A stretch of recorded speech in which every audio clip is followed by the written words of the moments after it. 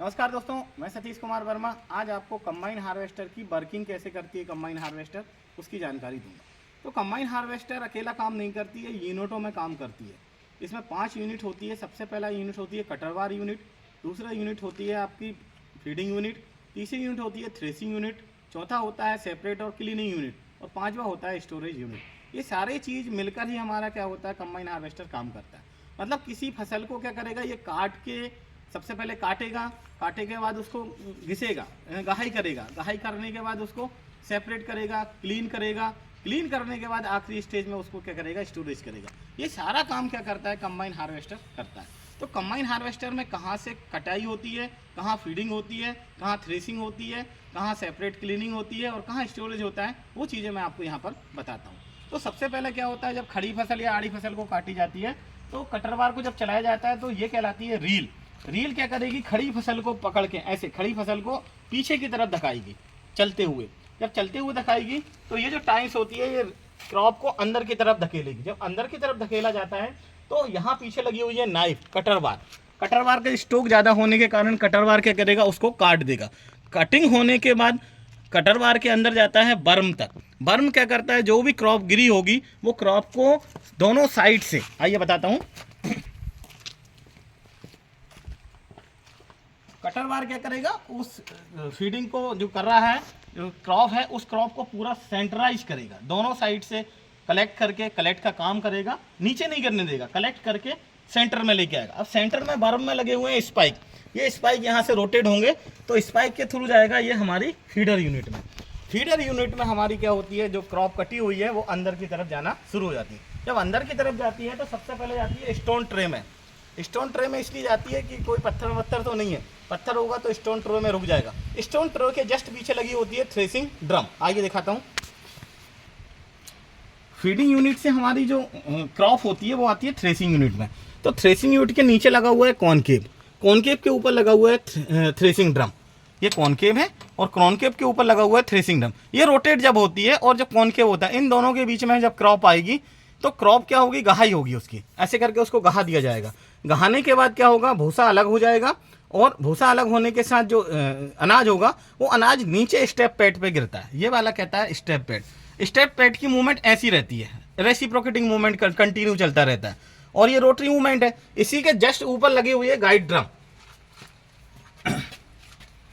Threshing होने के बाद ये कहलाती है गाइड ड्रम। अगर गाइड ड्रम की अगर हम लोग बात करें तो गाइड ड्रम जो रहती है वो सेपरेट करती है कि स्ट्रॉ कहाँ जाना चाहिए और ग्रेन कहाँ जाना चाहिए। जब स्ट्रा ऊपर की तरफ स्ट्रॉ वॉकर में जाता है, देखिए जिसके जस्ट पीछे स्ट्रॉ वॉकर लगे हुए हैं, जो लाल कलर के तीर दिख रहे हैं ये स्ट्रॉ वॉकर है। तो गाइड ड्रम स्ट्रा को यहाँ भेजेगी और कॉनकेव से जो अनाज होगा, जो भूसा होगा थोड़ा कम मात्रा में, वो हमारा जाएगा स्टेप पैड पे। स्टेप पैड रेसिप्रोकेटिंग मूवमेंट करते रहता है। रेसिप्रोकेटिंग मूवमेंट करने के बाद स्टेप पैड के साइड में नीचे पीछे की तरफ अगर हम लोग देखें तो ये कहलाता है ब्लोअर असेंबली। ये ब्लोअर है। ये जो ब्लोअर होता है ये सीटी के साथ होता है, मतलब जैसे ये है ना, ये देखो, ये जब हवा को लेगा तो ये पीछे की तरफ धकेलेगा यहाँ। तो स्टेप पैड के नीचे ब्लोअर लगा है, लेकिन इसकी जो हवा होती है वो इसके पीछे लगी हुई सीप तक पहुंचती है। आइए सीप दिखाता हूं मैं। स्टेप पैड से जो दाने होंगे वो दाने पीछे ऐसे स्लाइड होके पीछे की तरफ आएंगे और वो करेंगे इस सीप पे। जब सीप पे गिरते हैं तो सीप दो बनी हुई है, एक प्राइमरी एक सेकेंडरी, मतलब अपर और डाउन वाली दो सीप लगी हुई है, एक आगे है और एक पीछे है। अब इस सीप के नीचे लगा हुआ है ब्लोअर, पंखा।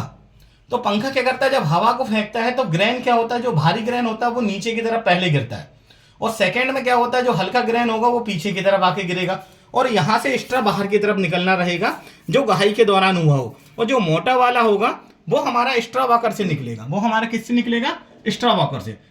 तो दोनों साइड से काम करेगा, नीचे यहां से भी आएगा और एक्स्ट्रा वॉकर से बाहर की तरफ भी निकलेगा। अब क्लीन हो गया, यहां पर नीचे हो गया, तो अब ये दो एलिवेटर में जाता है। ये कहलाते हैं जो सबसे पीछे की टाइप जो आपको एलिवेटर दिखा रहा है, ये अनथ्रेस्ट एलिवेटर कहलाता है। अनथ्रेस्ट एलिवेटर, और ये कहलाता है थ्रेस्ट एलिवेटर या फिर grand tank elevator. Grand tank के लिए ये जाता है। एलिवेटर मतलब इसको अगर हम लोग खोल के देखें तो यहाँ पर फ्लैप के पत्ते लगे हुए हैं, ये देखिए, दिख रहा है ना, ये वाले इससे। तो अनथ्रेस्ट एलिवेटर का काम क्या होता है, जो अनथ्रेस्ट मटेरियल बचा होगा उसे वापस हमारा क्या करेगा, यहां से होता हुआ, देखिए आइए, और ये अनथ्रेस्ड पूरा मटेरियल लेकर हुआ, ये वापस इस ट्यूब के थ्रू किस में जाएगा, थ्रेसर में डाल देगा, थ्रेसिंग यूनिट में डाल देगा। जब थ्रेसिंग यूनिट में डालेगा तो वो डबल से अपनी प्रोसेस में आ जाएगा, और जो क्लीन वाला मटेरियल बचा होगा या क्लीन वाला ग्रेन जो बचा होगा वो यहाँ से होता हुआ, ये देखिए ये सबसे पहले लगा ना नीचे, ये हिस्से में लगा हुआ, तो यहाँ पर क्या होगा, क्लीन वाला आएगा, क्लीन वाला यहाँ से आएगा ग्रेन अच्छा साफ सुथरा, और इस एलिवेटर के थ्रू टैंक में चला जाएगा। ये हो गया हमारा टैंक, सबसे ऊपर हमारा टैंक।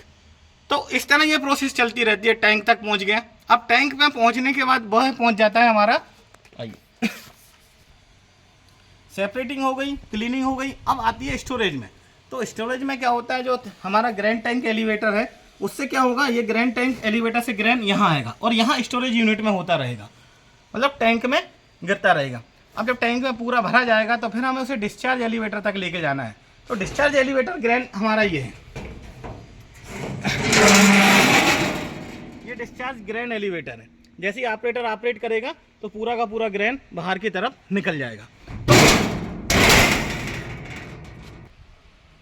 तो इस तरह कंबाइन हार्वेस्टर अपने सारे काम करती है, कटाई भी करती है, गहाई भी करती है, उसके बाद क्लीनिंग भी करती है, सेपरेटिंग भी करती है, और सबसे ऊपर अब स्टोरेज भी करती है।